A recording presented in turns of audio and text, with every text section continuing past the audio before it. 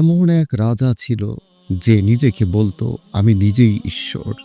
সে ভাবত তার রাজত্ব চিরস্থায়ী, কিন্তু আল্লাহ তাআলা তার ধ্বংসের জন্য পাঠিয়েছিলেন মাত্র একটি ক্ষুদ্র মশাল।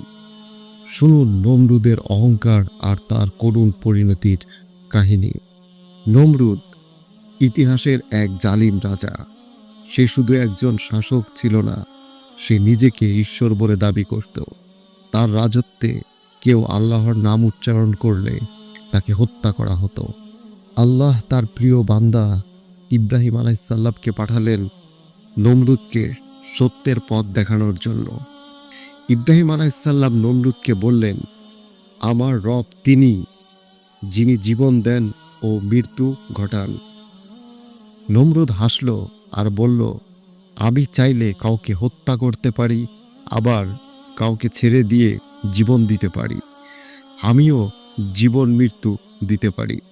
তখন ইব্রাহিম আলাইসাল্লাম বললেন, আল্লাহ সূর্যকে পূর্ব দিক থেকে উঠান, তুমি পারলে তা পশ্চিম থেকে উঠাও। নমরুদ স্তব্ধ, কোনো জবাব দিতে পারল না। তার অহংকার চূর্ণ হয়ে গেল, কিন্তু তারপরেও সে ঈমান আনেনি। অহংকারী নমরুদের জন্য আল্লাহ সেনাবাহিনী পাঠালেন না। না ছিল বজ্রপাত, না ছিল ভূমিকম্প, ছিল শুধু একটি ক্ষুদ্র মশা। যে মশা নমরুদের নাকের ভিতর দিয়ে প্রবেশ করে তার মস্তিষ্কে যেয়ে পৌঁছালো। নমরুদের মাথা ফেটে যাওয়ায় ছটফট করতে থাকল।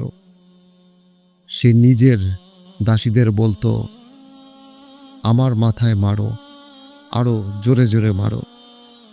শেষ পর্যন্ত সে ক্ষুদ্র মশার যন্ত্রণায় নমরুদের মৃত্যু হয়। তার রাজত্ব শেষ হয়। শেষ হয় তার অহংকারের। একটি ক্ষুদ্র মশায় প্রমাণ করে দিল, আল্লাহর সামনে কোনো জালিমেরই টিকে থাকার উপায় নেই।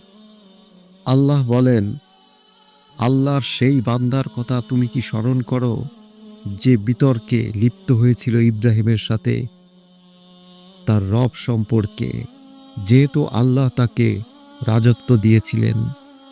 সূরা আল বাকারা আয়াত 258।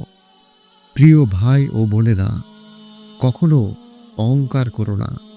জেনে রাখো, আল্লাহর সামনে সব শক্তি তুচ্ছ।